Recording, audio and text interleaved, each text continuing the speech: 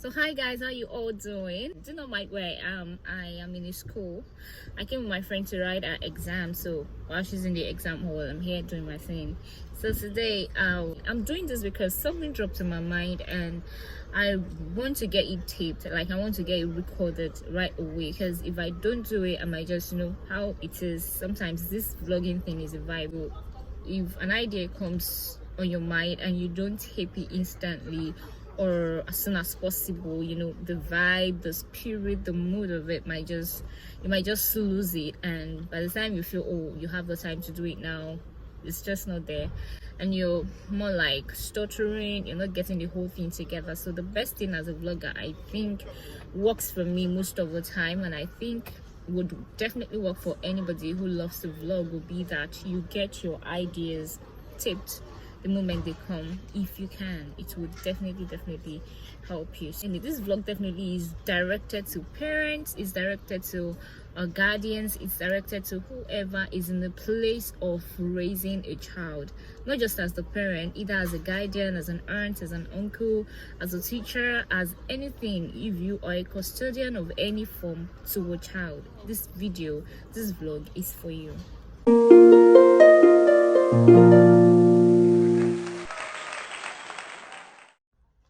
Okay guys, so if you know me, I'm a very open person and I'm free and all of that. So just some days ago, I was with a friend of mine, and just as we were rapping and relating, I sing a lot. It's in my nature. I love to sing. So as I started singing, then it occurred to me that I've never had this friend of mine sing. Like, we've been friends for how long? Maybe we've been friends for maybe 20 years. No, we've known for over 20 years, but say we've been close friends for, should I say, maybe 12 years. So I was like, yeah, you are the only celeb babe, and she attends Celestia. One thing about Celestia people is they sing and they dance, they love beats and all this stuff. So I'm like, yes, you. Ever since I know you, I don't think I've seen you sing before. I've never heard you sing before. What kind of spirit is that? And she was like, just get out. I'm like, no, seriously, why you like that? You should be able to at least sing as a Celestia person. It doesn't matter how bad your voice is. You should, there are people who loves to sing, although they don't have the voice, they still sing. But you, I don't even know if you have the singing voice. I don't even know if you love singing. I don't know. So what's up with you? Why you like that? You're the only person who is like that on this planet Earth and stuff. And she was like, see, babes, you don't understand. My home is a place where you cannot sing. You cannot just come to my house and start singing.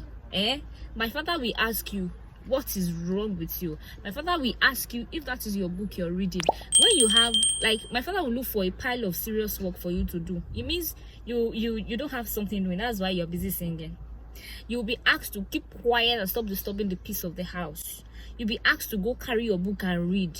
Or you'll be assigned some huge responsibilities or duties or assignments, to go back to it. Because it is perceived as you being unserious when you sing. And I'm like, really? Yeah. This parent, I know them very well. They are not wicked. It's not them being wicked. It's not them being anything. I realized, I then thought about some other families I knew while growing up. As a child in such homes, you don't sing. Why will you be singing? You are disturbing everybody. Are you done handling all the responsibilities that you should be attending to? Like, don't you have things to think about? And the next thing you decide to embark on is to start singing. It is perceived that you being unserious, you being silly, and you being everything. And what she said, her response took me to my should I call him? Yeah, he's my nephew. This nephew of mine, I don't know if you follow my WhatsApp or something. I had said something about him before.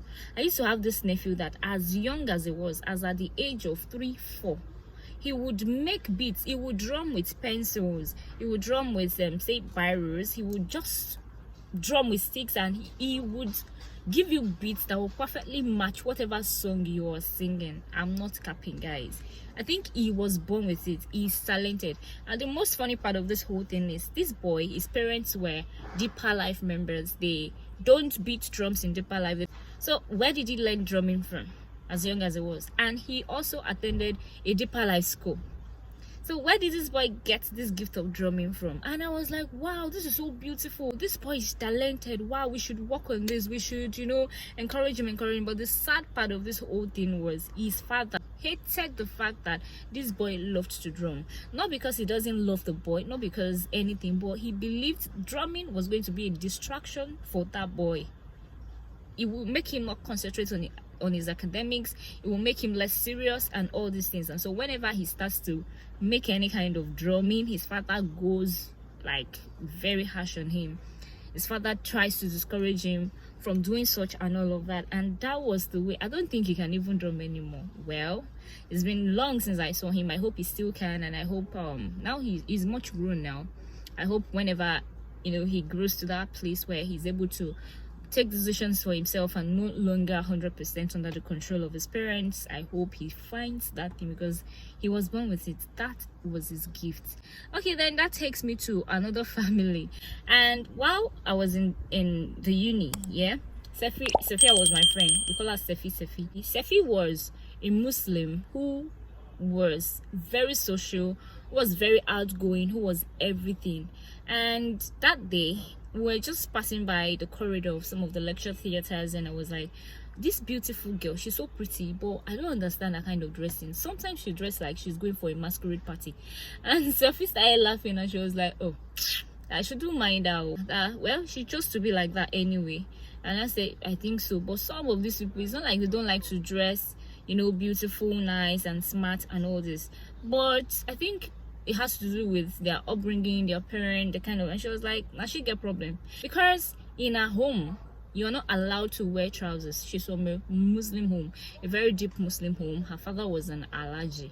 You don't wear trousers in a house, talk less of wearing tank tops or crop tops or anything. You dress like a typical Muslim person. And I'm like, you? And she was like, yes. That boy, she started wearing trousers when she was in GSS 3.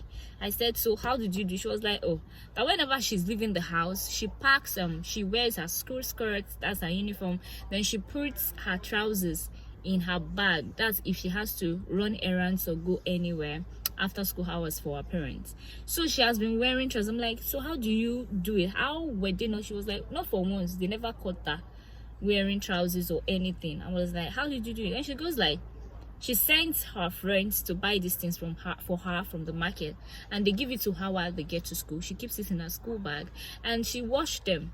It was a large compound they lived in while growing up. So when she washed them, she would spread the trousers in the middle of the clothes of other, free families, should I say, and she was okay. So when the clothes is dry, stylishly or somehow, she would go, sneak the clothes into the house and keep in her wardrobe, and she always have it in a bag, and she always, I was like, so that's the way she's been dressing. She's been wearing trousers ever she was in secondary school. I was like, wow. And now that she's in the university, she still does that her father doesn't even know that she puts on trousers. He wasn't even hear about it and all that. And I was like, how disheartening is that? You have a child who was at that time 21 years old or 22, and you don't even know that this child does this child dresses this way. Now, this is me talking about parenting. I'm not a parent just yet, but I know a few things about parenting. Parents go like, you don't do this, you don't do that, you don't do that. They only give instructions because it is them. Why shouldn't they do it? They don't say it.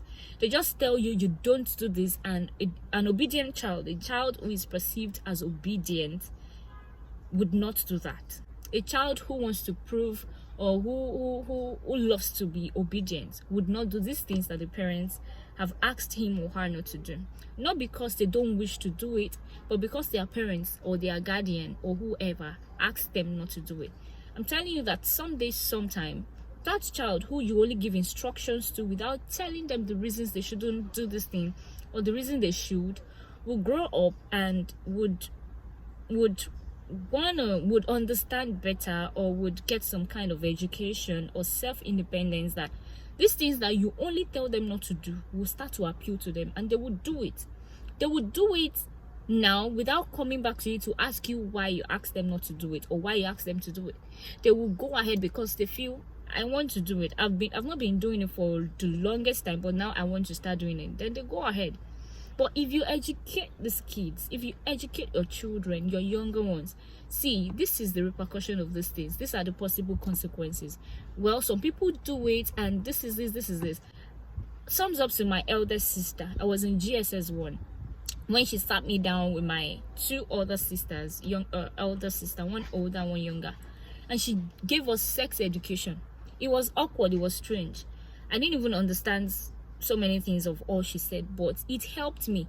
I think at that time my mother must have thought, oh, she's still young, they are still very young, they shouldn't be.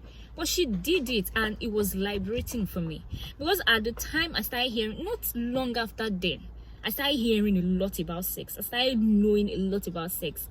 My classmates, like, sexual contents began to pass across my tables. But thank God for the education my sister gave me. I understand already. I didn't need to start asking questions from people who possibly will give me wrong answers. I knew better. And I took my decisions, not because I was first to take a decision, not because I was asked to go through this path. I was asked, I was guided, I was informed. So I am advising, I am admonishing that parents, guardian, or whoever you are, we need to check our style of parenting. Gone are the days where you tell a child, don't do this, and the child, no.